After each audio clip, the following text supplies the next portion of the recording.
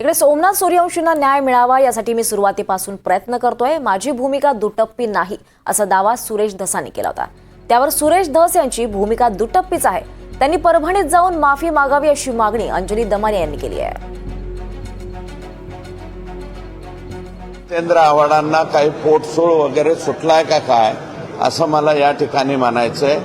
आणि जितेंद्र आव्हाड साहेब, तुम्हाला स्वतःला वाटत असेल की तुम्हीच फक्त फुले शाहू आंबेडकर वादाचे ठेकेदार आहात, तसं नाही. आम्ही सुद्धा त्याच विचाराचे आहोत, त्याच विचाराने चालतो आणि हे कुठंतरी प्रकरण थांबलं पाहिजे. हे आणि जे काही माननीय मुख्यमंत्र्यांनी परभणीच्या प्रकरणामध्ये सुद्धा सगळी बाजू पॉझिटिव्ह घेतलेली, मग तुम्ही निगेटिव्हच का पसरवताय?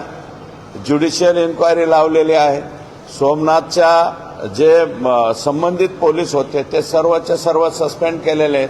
आणि माझं वाक्य कालचं जे दाखवलेलं आहे ते मोडून तोडून दाखवलेलं आहे.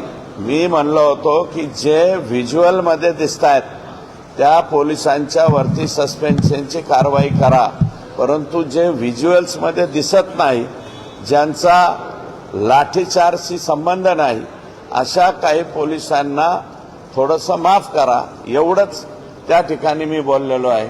माझं पूर्ण वाक्य न घेता अपूर्ण वाक्यावरती ते मला वाटतं कालपासून ट्रायल चालू जात आहे.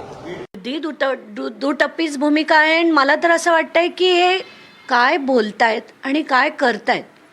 खरं तर काल जे ते म्हणाले म्हणजे त्या लाँग मार्चमध्ये, ते ऐकून इतका शॉक बसला की माफ करा अशांना तुम्ही, म्हणजे त्यांच्या डोळ्या देखत, त्या पोलिसांच्या डोळ्या देखत हे सगळं झालं.